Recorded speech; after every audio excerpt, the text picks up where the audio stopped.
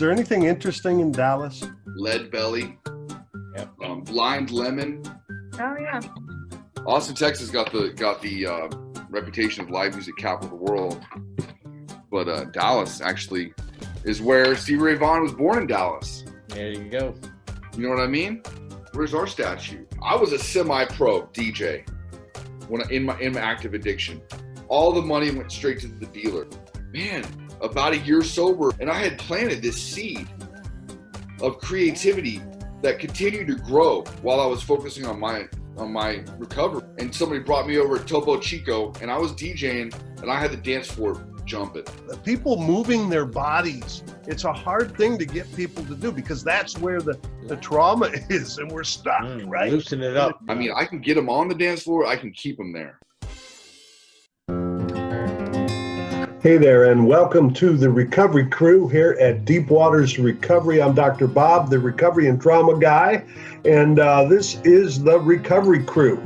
Today, our guest is Austin Shook, who's the founder and director of The Real Deal Sober Living near Dallas, Texas. And we will be talking about his creative expression as well as what it took to get to a level of recovery where he is helping many, many people. So it'll be an interesting and fun podcast today. I'm glad you're with us. Greg McNelis will be our co-host. He always adds a lot of spark and good recovery to the conversation. So please like, share, subscribe, all that good stuff to keep this movement going forward. Recover, heal, launch into a life of meaning. That's what we're up to. Glad you're here. You're in the deep waters now. All right, look at this. On my screen in front of me is Greg McNelis and Austin Shook. Greg is our co-host. Welcome, brother. Hey, Dr. Bob. And Austin Shook is our guest from places far, far away. Dallas, not that far. Thanks for having me, Bob. Hey, man, glad you're here. It's required to wear slightly oddball hats for this podcast, so you're in compliance. Forgot my hat. Yeah, forgot your hat. But we would have had to really make fun of you because you're not an active musician now, although you are a film guy. So you do, Greg. You do have a little bit of an eccentric permission. But Austin is a true musician. So he gets to wear oddball hats. They only let me wear the beanie with the little propeller on top. That's all I get to wear. God, I can see that. In the film industry. One of those. That would be that would fulfill a need of mine to see you with that hat on. Absolutely. All right. So we are here on the Recovery Crew here at Deep Waters Recovery. What we are really mostly about is recovering. In other words, letting go of that part of us that wants to medicate the pain, right? And then we get used to it, also known as addiction. So that has to be addressed first, and then we can heal the trauma, and then we can launch into lives of magic, right? Or at least peace. If we don't get to magic, maybe we can at least get to peace. So those are kind of the themes that we like to stay on here, and I like to bring on juicy characters like Austin Shook, who's actually been in a few train wrecks. and whatever you want to kind of find your way on the train, the journey of a train, you want to make sure you don't wreck. You might want to talk to a guy that's wrecked a few times. So even though, Austin is really up and running and bringing so much healing to the world right now, he also has a tale of woe that taught you how to stay on the rails. What did I say that somewhat? Is that relevant, what I said, Austin? Tale of woe. I couldn't have said it better. That's it's a blues song. All right. Well, maybe we'll sing together later. All right. Anyway, just before we launch and get Austin's story, which I'm looking forward to, I've heard bits and pieces of it, but I haven't heard the through line of it. So looking forward to it. But I want to invite our our program manager, Nicole Chargois, on if she's still out there with us, who's going to say a little bit about what we're up to here at Deep Waters Recovery these days. Welcome, Nicole. Thanks, Bob. Yeah, so Deep Waters Recovery is an advanced healing and recovery experience for men and women. Our Deep Waters Intensives are 3-day trauma resolution and empowerment trainings. If you would like to bring sustainable trauma resolution into the curriculum at your facility, the Deep Waters Intensive and integration groups may be a good fit. So please reach out to us if that sounds like something your facility would be interested in. Dr. Bear also has a private practice and weekly men's group with limited availability. If you would like more information about our programs or this podcast, please reach out to us. Our direct number is 512-677-7847. You can also visit our website at deepwatersrecovery.com. And you can email us at admin, at deepwatersrecovery.com. Please follow, like, share, subscribe, YouTube, Instagram. You can follow us on all those social media sites, Deep Waters Recovery. Yeah. I think I covered everything, but I'm not sure. All right. Thanks, The only Nicole. thing I would add is, the Deep Waters is expanding, and the kind of work we do is pretty unique and specific to experiential facilitation. And there we have a experiential facilitator program that you can become certified to do this very powerful transformational trauma healing work. So we have that coming up as well. So go to the website and you'll see all the upcoming events. Hopefully we're going to emerge out of this Zoom only world and get back to connecting face to face. But thanks, Nicole, very much. Thank you. Thanks, Nicole. All right, so here we have Austin Shook has come to tell his story because, I ran into a couple of weeks ago. I've heard this 1,000 times over the 30 years I've been in and out of I've come in and out of the doors for a long time. When you were a kid, probably, Austin, I was wondering if I had a better way.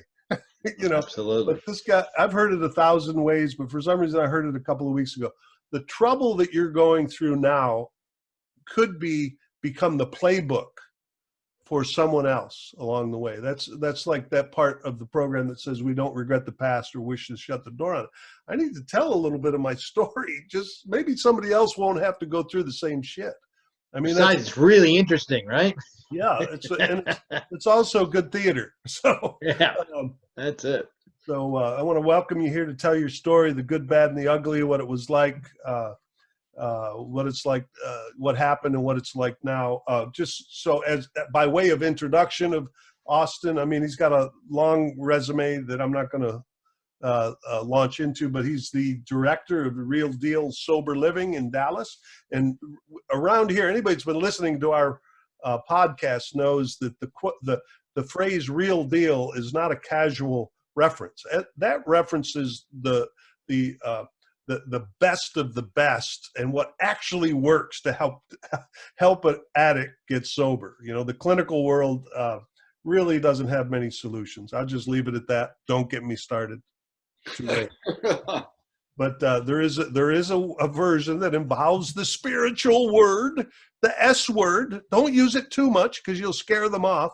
But if you got this real deal recovery, you got this real deal addiction, it's going to take a real deal transformational experience to have a shot. So that's what Austin is up to with his sober living initiative, which is more than just housing people.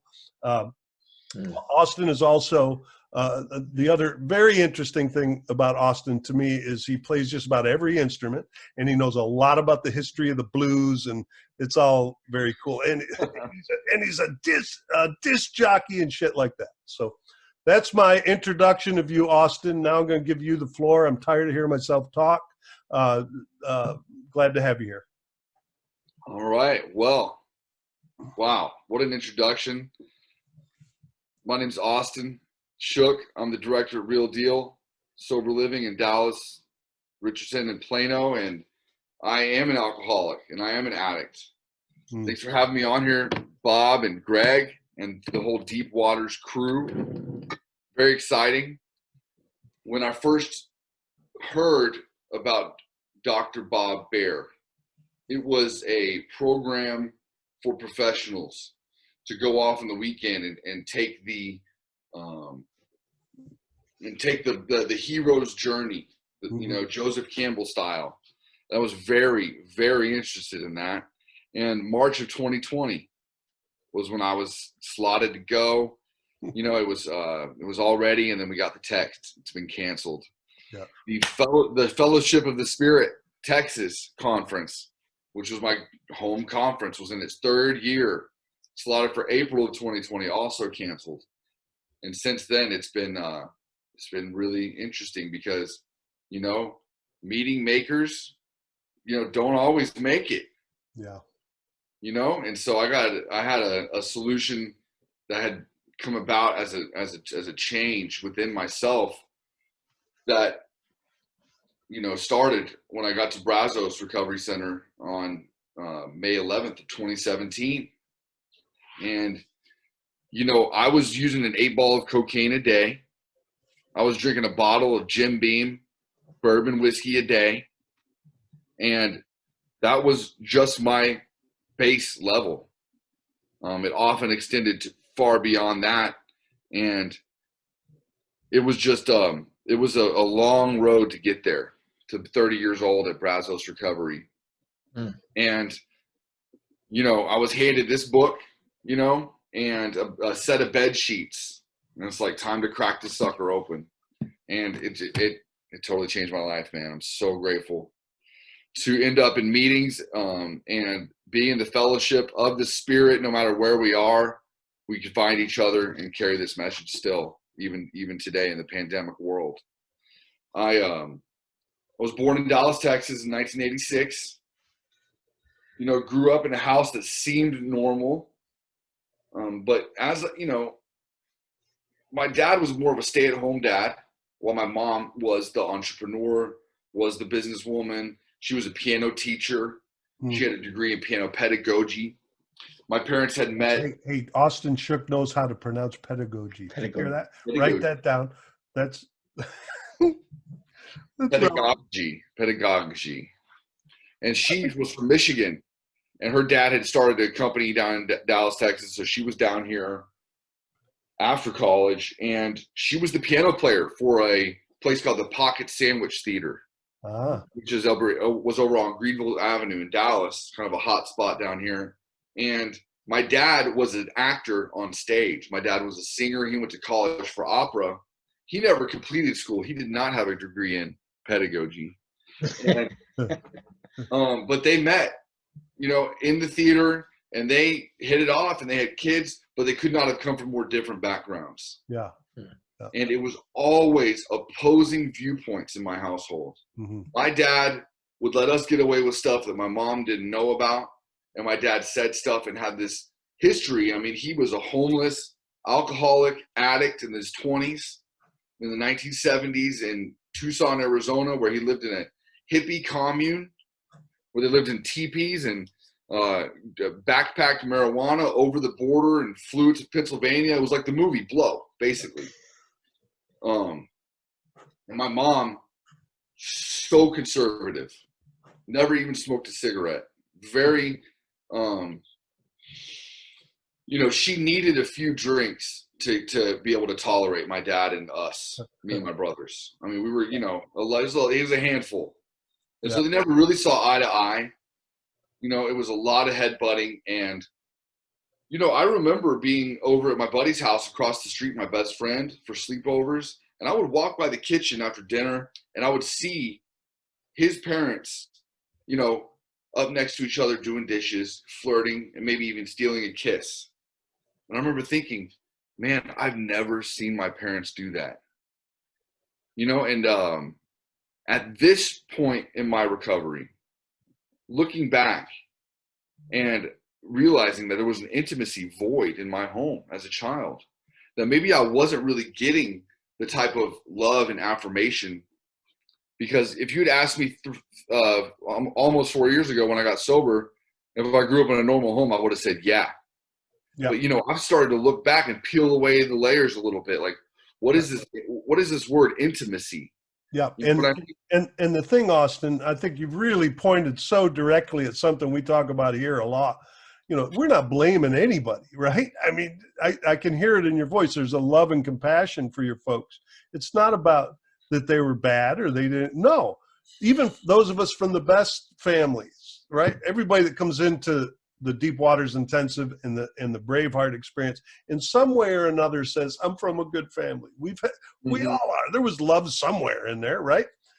Some not so good and some others, right? So, but the point is, trauma comes in so many different subtle forms, and it is so hard for those of us from quote, air quote, good families to look at that until we hit the wall.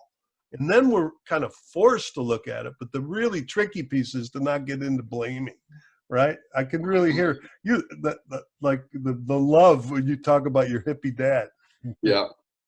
And your mom who was just trying to survive, right?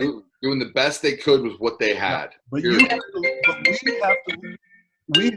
We have to look at our own how that affected our development without blaming. That's the piece. Absolutely. And you know, that responsibility is on me now. Yeah. What am I going to do to heal and quit carrying around the same stuff that's got me stuck in this loop? Yeah. You know what I mean? Yes. The responsibility is on me to bring God into it, to bring outside help into it, and to continue to grow in my recovery. And it's just amazing, man, for me to be even the words that are coming out of my mouth, I'm sitting here in disbelief. Yeah. Because if I looked back at the kid who was just trying to survive this very turbulent period in my adolescence that was coming up. So I mentioned my dad, homeless, alcoholic in his 20s, but then when he had kids, he had gotten sober right before my brother and I were born. Mm-hmm. My older brother from a previous marriage, my dad forgot to pick him up at daycare. He was at the bar. He lost that marriage. And so by the time he had me and my little brother with my mom, he had sobered up in AA. And every year we went down to see him pick up his yearly birthday chip at Preston Group. And I remember the plexiglass wall in between the smokers and the non-smokers. You know, there was a speaker that you could hear from the podium. And now I'm starting to realize that might have been the only meeting my dad was going to all year. I mean, honestly. And untreated alcoholism. Yeah. You know, he battled with depression and bipolar and manic depression, and he never really grasped the spiritual solution. I think he just trying to, you know, take a pill every day, which he probably needed, but it never went beyond that. Well, what kind of wonderful train wreck slapped you into finding that spiritual solution? Well, you know, when my parents divorced and my dad moved out and then he started drinking, lost everything through drinking, and he moved away to Arizona. And it was kind of an abandonment thing going on there. And I fell right in with the crew of kids that were smoking weed, drinking, taking pills, my grandpa's pills. But one thing I was never going to do was smoke methamphetamines. I was never going to smoke meth because I saw the commercials. You know what I mean? I'm good. But one by one, the group of guys that I smoked weed and drank with when we were skipping school in 9th grade, one by one, they started to go up into the attic, literally at my buddy's house. And I ended up, well, one day I was the last one left. On the patio of my buddy's house, I had my 40 ounce of Mickey's. This is water. And I had my blunt, and I was like, I can't take it anymore. I got to find out what's going on up there. And they're like, dude, you don't want none of this. I'm like, I don't care anymore. The curiosity's got the best of me. And when I took a hit of that meth, like Bill W. says, I had arrived. Man, the lights came on. I was better looking. I was more confident. I could dance. I could talk to girls. I mean, it was like, you know, it ended up with me dropping out of 9th grade and 10th grade. Every school that I tried to go to, I was run away, selling meth. There was a huge investigation all these people were going to prison, meth cooks, the whole deal. And by that time I was about 16, 17. And so my mom hired a military school to extract me from my bed, cuffed with my boxers. They broke my bong. Still got a resentment for that. And so I went off to military school, never to do cocaine again. Never to do methamphetamines again. But shortly thereafter, I found cocaine in Austin, Texas, in one of the bars of one of the clubs on East 6th Street. And for the next 12 years, I was a cocaine daily user. I like the way you point at the screen and blaming it on Austin. I saw Austin, Texas. Did it. I see that. Well, that's the only place that has cocaine. You can't find that anywhere else. No. It's really scarce in Los Angeles. Geographical cure. And that's what I did. Yeah. I lost my job through my brother, and I took a geographical cure back to Dallas. Yeah. But guess what I found? I found dealers. I fell in love with my partner, who I'm still with to this day. We met at a concert venue on the dance floor. I bought her a drink, and she actually stayed. She was the first woman who actually stayed. I mean, my drug addiction was at a level that I pretty much scared everybody off, but I think she thought she could change me. Yeah. Well, you got to find that's our only chance. Find somebody that has the equal amount of wanting to fix that we have in dysfunction. That's our own. So it was the magic formula, man. Yeah. But I also tell you, we'll probably get to this, but one of the things I tell folks when I'm working with, because of my own experience, if I meet somebody in my mess and she's in her mess, or that my partner's in their mess, and then we get sober, we had a lot of work to do because we don't even know each other. But I bet there's some of that in this story. Just before we jump on, you've made so many good points already. We're gonna have to do more of these. I can tell already, Austin, but the idea that these rules, I'm never going to use this, I will never use that, I have proven that, because I did the same thing. And then that's why in the rooms sometimes they have a sign up there that says yet. This idea that I have control over anything, including what I'm going to use and what I'm not going to use and what I'm going to commit to never using, and that is another even just as insidious way of taking control, isn't it? I mean, it's so. Well, when I got to treatment and I was at a heavy 12-step big book center, I heard guys saying, "I will use again." That's my first step truth. I will get high again on my own power. Yep, I don't have the ability. That's the paradox. Get out of me. That's the paradox that we are all, or dilemma that we're all thrust into. I can't use anymore. I just can't. That's not an option. And I can't not use. I don't have the ability to not use. How about that one? That's what we live with here. Carl Jung talked about the tension of the opposites, and that's where the growth is. We have been thrust into this daily absolute requirement to have God, or whatever that thing is, run the show, because that dilemma cannot be figured out with this tiny little brain here. It's profound. She saw me, this girl that I fell in love with when I was 26 years old, I was 28 years old. She saw me do a line of cocaine at 6:15 in the morning on my way to work. I didn't see anything wrong with it. Cup of coffee. That was just how I got my day started. And she said, "That's not normal. You need to stop doing that, and I'm going to stop too." Because she, did a little bit recreational, not an addict. Look at Greg. Greg's got that look on his. Look at Greg. He's got that look on his face. Well, what do you mean? What's wrong with that? Yeah. Get up. Get out of the bed. It is the way I think. It's just a stronger cup of coffee. There you go. Like my ability to rationalize, minimize is advanced, right? But fortunately, she was just she was 1 inch more awake than you, huh? She said, "Just stop. If you want this relationship to survive, you got to stop." And you know what I said? I said, "Okay, I'll stop." And what did I do the minute I stepped out of that house? I called my drug dealer. Yeah. I mean, I started living a double life from that very moment forward. Yeah. That's powerless. And even when they, because you deal with this all the time in sober living, right? It's like the only power we have over an addict is consequences, right? Either legal, love, relationship stuff, money. So you got to have something, because that's all the addict understands, right? Is pain. so Hit the wall. And if taking the woman away from you doesn't do it, oh man, we're running out of consequences.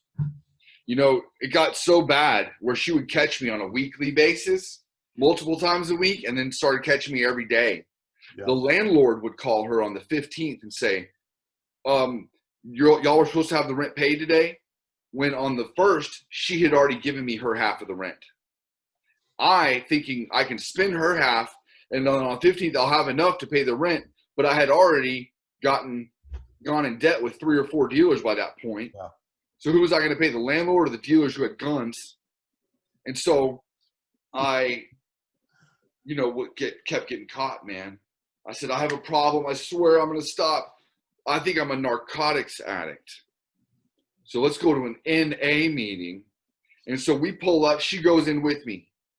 I'm crying. I'm an addict. Somebody says, here, man, let me sponsor you. Here's my number. And I throw it away. I don't need that shit.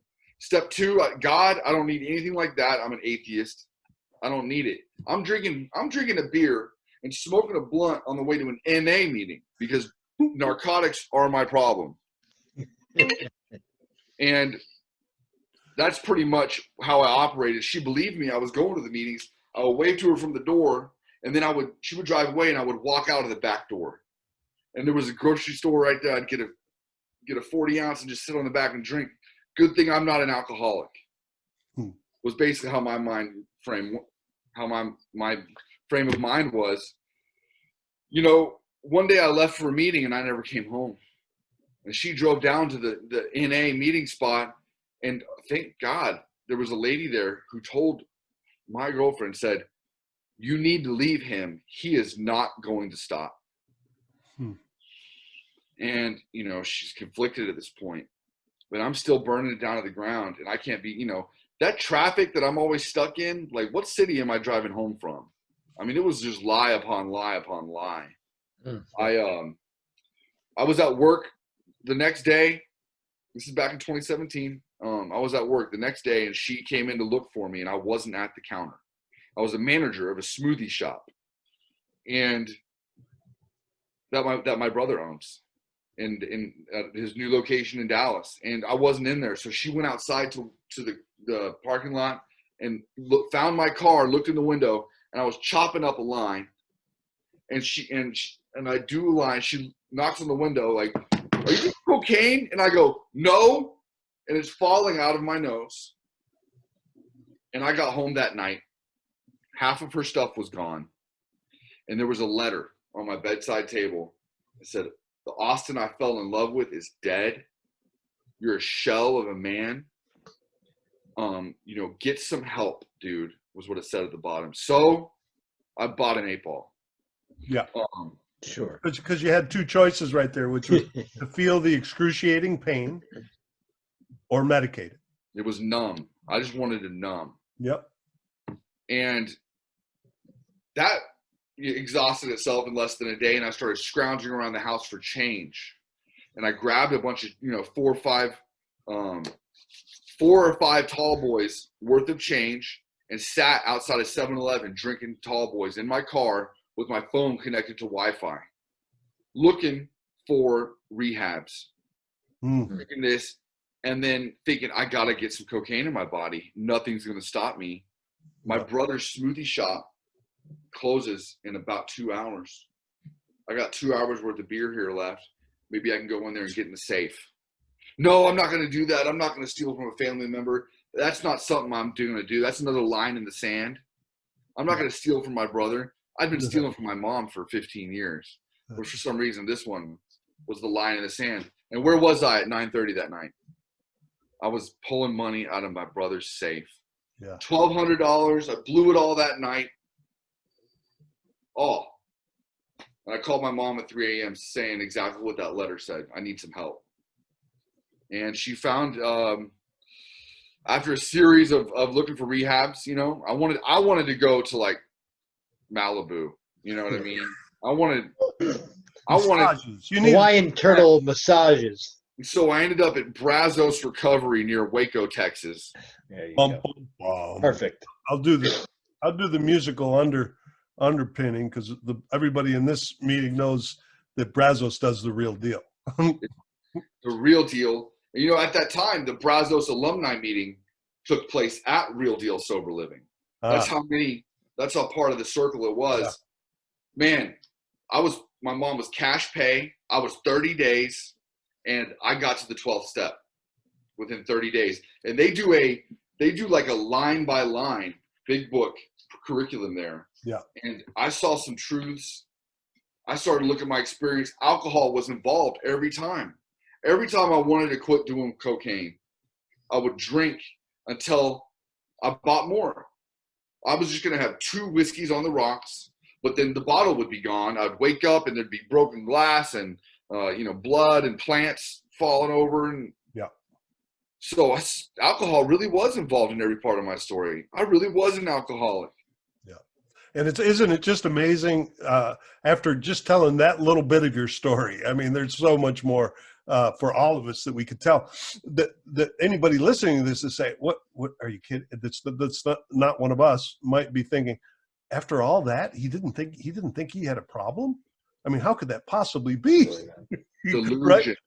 This disease, our best thinking got us in really worse and worse situations. And we call it the disease being progressive in nature. It gets worse, never better. And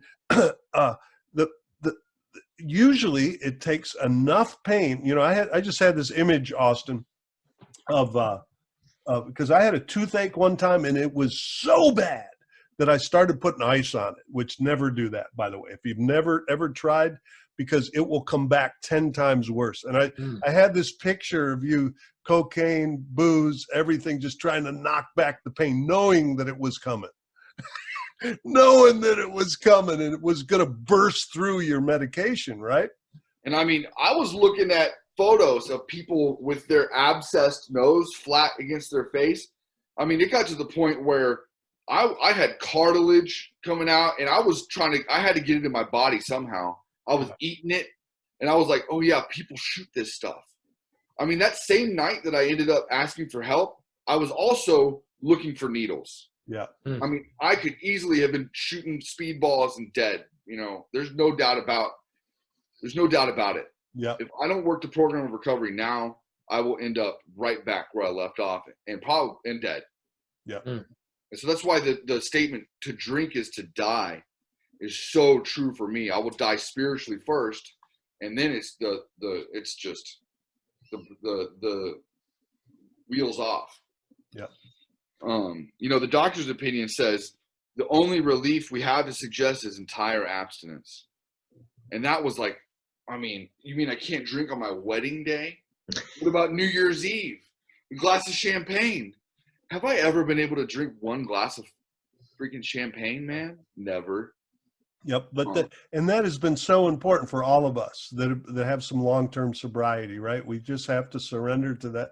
But here's the thing. It's really important. It's cliche as hell. The most cliche thing in all of 12-step recovery is one day at a time, right?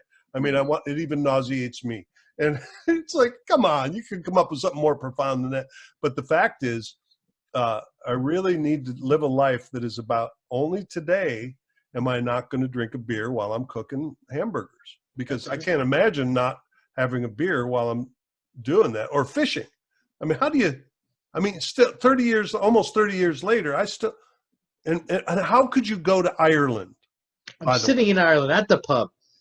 How can you go to England and Ireland and not go in a goddamn pub? It would be un-English. It's because I have to start my day. I have to start my day with prayer and meditation. Yes. It says right here, what we really have is a daily reprieve contingent on the maintenance of our spiritual condition. Yeah. So that's where I think one day at a time. It should say one day at a time contingent on my spiritual condition. Yeah. And left that part out. That's really what the fact is. It's all the spiritual solution. I didn't believe in shit. Yeah, because it's me either. Me either. In fact, I was anti whatever. Yeah. Add them up. But that's right. Depending on my spiritual condition, because one day at a time could be misconstrued as I'm going to make myself not drink today. Just today, I'm going to make myself that. Which, sorry if anybody's listening to this, that is not how it works. Yeah. That's a different ball game. That's not going to last very long. No, it doesn't last very long. It's way ineffective, and it's not very much fun. Holy shit, let's have some fun in this lifetime. And living a life where I have let go of trying to force shit to happen is that's another way to describe spirituality for me. That I don't have to run. It's still in the 10th step, you know. We are not fighting it, neither are we avoiding temptation. You know, the problem has been removed, right? It's like, I'm not fighting it anymore. It's just been removed because I did this work where the spirit of nature, the spirit of the universe, that was my deal. I could turn my life over to that deal because one of my own life was a shit show. And I was going to drink again when I left. And then when I drink, I do coke, period. There was no if, ands, or buts about it. I had to turn my life over to whatever it was. And I mean, I wrote inventory like my ass was on fire. I did a fifth inventory. For anybody who doesn't know what that is, what is that? What is writing inventory? So resentment is the number one offender. It kills more alcoholics than anything else. And so I can break down resentment into 3 categories: people, institutions, and principles. And so I'm mad at these people all the way back to kindergarten. You kissed my girlfriend. You owed me money. All the way to my mom that got me sent to military school. My dad who abandoned me. I mean, those are the biggies, right? They broke your bong too. They broke my bong. Thank you. Yeah, Greg will always help you. Greg will always help you remember anything that you need. That's exactly what Greg is here for. I love that. Yeah, that little. And so they told me to list all of them. Just don't think about what you're doing next. List all of them. I mean, I had freaking 95 people. Everybody that owed me money, everybody who looked at me the wrong way, made fun of what I was wearing. Bob, you're on there. You know what I mean? And there was people that were right there in the treatment center with me on my. I was mad at God too. The idea of God, the principle of God, that was on there. Not to mention the institutions that screwed me over. And so I got to then list why I was mad at him. This is great. I was still the victim. Okay, you fucked me over for this reason, for this reason, for this reason. And then how it affected me. There's 7 areas of self. And I list those and I describe it a little bit, how it affected my pride, how it affected my pocketbook, how it affected my personal relations, sexual relations, etc. And then I said a prayer about each resentment. I said, this is a sick man too. Yeah. Please help me. Whatever this power is, I'll call it God. I'm willing to do anything at this point. God, please help me show them the same tolerance, pity, and patience I would cheerfully grant a sick friend. And I started to experience something for the first time called forgiveness. Yeah. And I got to look at where was I dishonest? Where was I selfish and self-seeking? What fear is driving this resentment? Yeah. And so all 90 of them, man, are you talking about 2 notebooks full of shit? My hand was about to fall off. And I used to wake up at 4 a.m. just so I could ask the night guy to turn on the coffee so I could get started on this before everybody starts making noise in here. What a good little short master class on doing inventory. Right, Greg? Yeah, absolutely. That nailed it. That is it. I've written a lot. That is really. It's interesting how you're looking outward, and really you're just looking in the mirror and yourself when you have those resentments. It really is. Man. Just looking at yourself. It was the first time. Somebody told me when I was in treatment, they said Confucius said, an unexamined life is not a life worth living. And that's why I made that shit up. You know what I mean? But I started to examine. I started to look inward. You know, the spirit of the universe and spirit of nature was my higher power. but I realized it was deep down within me. Yeah. All this time, I just been asleep to it. And the I doorway, started to wake up. the doorway into it, you can call it forgiveness or whatever you want, but you know, these resentments are fuel. I get high off of those. Adrenaline, Yeah. Adrenaline, and all of those. It's a little meth-ish. You familiar with that You can term? always go back to them in the back of your head and remember that time. Get yourself steered up. Right. It's a little meth. Oh, it feels good. Chew on that shit and be alive, right? So it's a little bit like cutting. Also, cutters. It's like it doesn't feel good, but I can feel something, right? Yeah, So it feels so bad. And if that's all, and we get addicted to that, right? So that's why, you know, Dr. Carl Jung, who's mentioned in the book that we read and has a whole philosophy that's been expanded, that I think Alcoholics Anonymous and the other 12-step programs are the popular expression of his work. You know, he coined the term the shadow, that part of us that we see in other people. And look how, see, I'm pretty good at pointing. You notice that? How good I am at pointing at you? I'm not quite as good at seeing me, and I need people like you men in my life that can see it and help me to see. And that's what happens in recovery. We get a little bit of help because in the book, this whole book, actually I have it right here, just in case I want to blame the world. This book has nothing about the problem being outside of myself anywhere in it. I've read it several times over 30 years. There is one sentence here though. I love it. It's right after how to do the inventory, right? There's this one sentence that after we've written down all these, it said, to conclude that others were wrong was as far as most of us ever got. One sentence in the whole book, I get to conclude that those sons of bitches did it to me. Unfortunately, the whole rest of the book is how to look at me, how to look in here, because, you know, and it's logical, isn't it, Austin? Because it's the only thing I have much influence over. I'm the common denominator. You know what I mean? There you go. I saw a therapist have someone step inside of a hula hoop and said, all you can control is what's inside of this hula hoop. That was powerful, real simple, but I liked it. Yep. You know, I did a 5th step where I read about the resentments, I read about the fears, I read about all my sex conduct, and then I told things that I thought I would never tell another human. Secrets. Yeah. Man, do secrets keep us sick or what? I told the guy that was doing my 5th step with, Adam Goshi.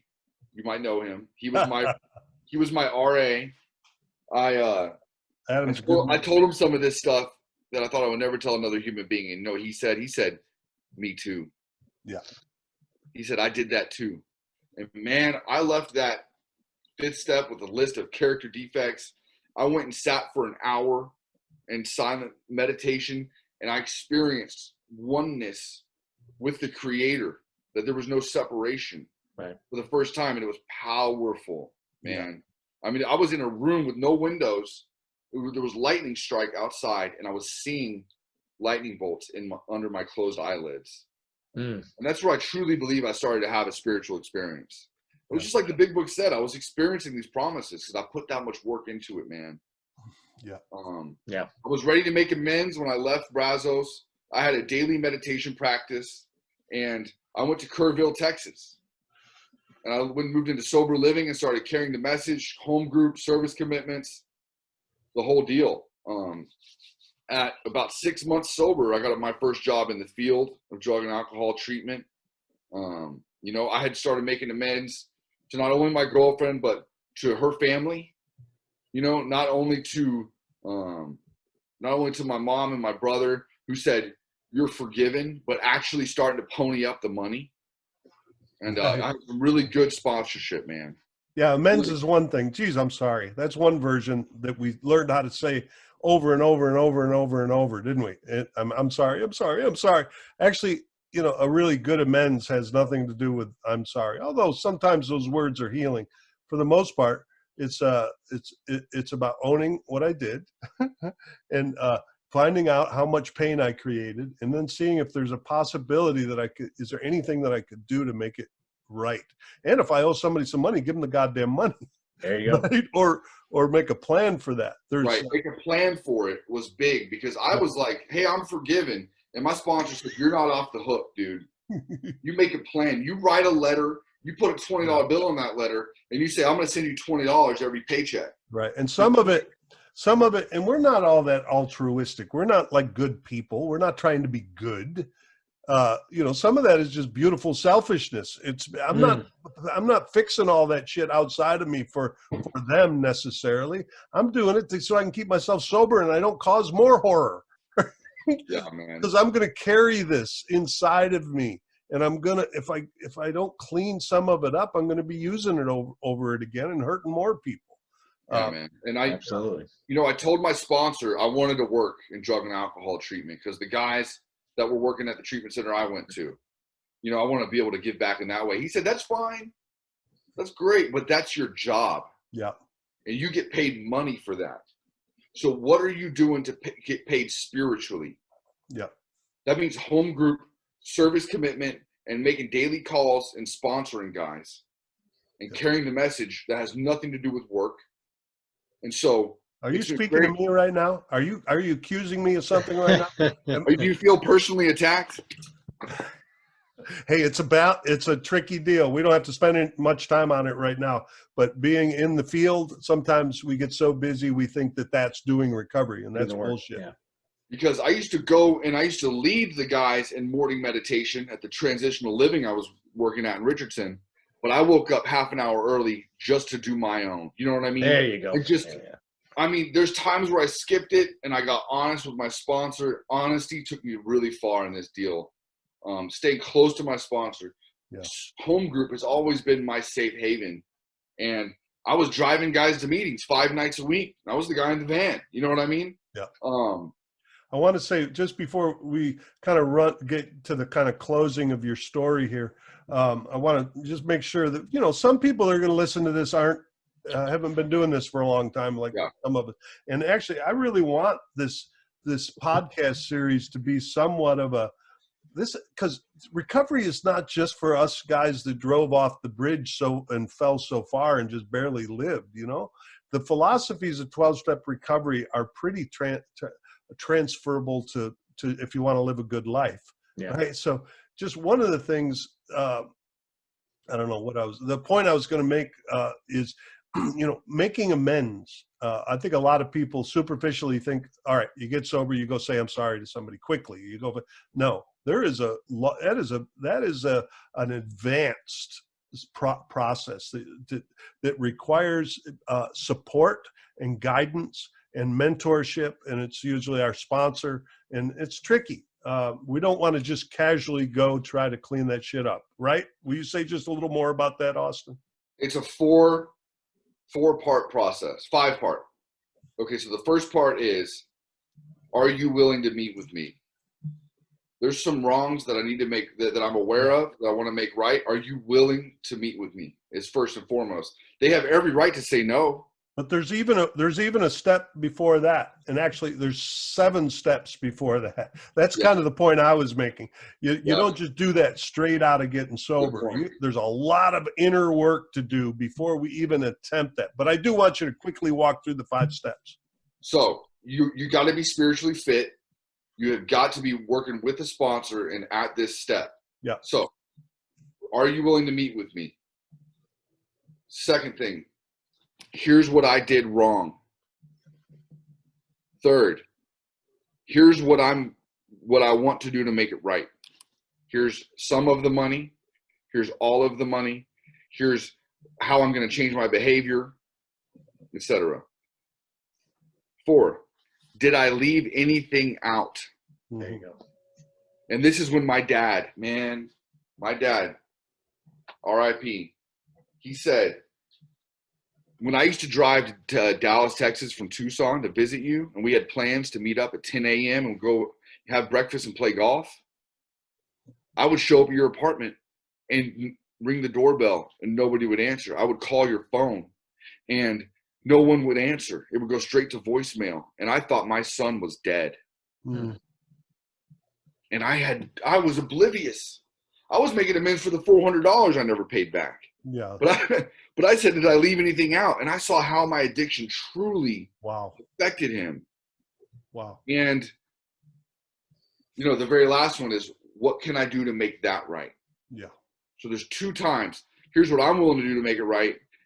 And then that thing that I forgot about, that I didn't know about, well, what can I do to make that right? And I have to be willing to do it no matter what it is. That's a lot. It is so much more complicated than I'm sorry. No wonder we just said I'm sorry 7,455 times. When I asked my partner what else I can do to make it right, she said, never say I'm sorry again. That was her. She says, every time you want to come crawling and begging for forgiveness to say I'm sorry, instead I want you to say something positive that you're going to do for the future of our relationship. Man, she must be a good one. But you're a good one, Austin. Look at you, man. Absolutely. You're a juicy character. Say. You have the white hat on. White hat. Let's move toward closure. But here, at Deep Waters, we are. You've told the story as well as I've ever heard it about the pain and then what it takes to stay sober. And I also know that you have had to deal with some of the pain underneath the surface, and you're committed to continuing that process.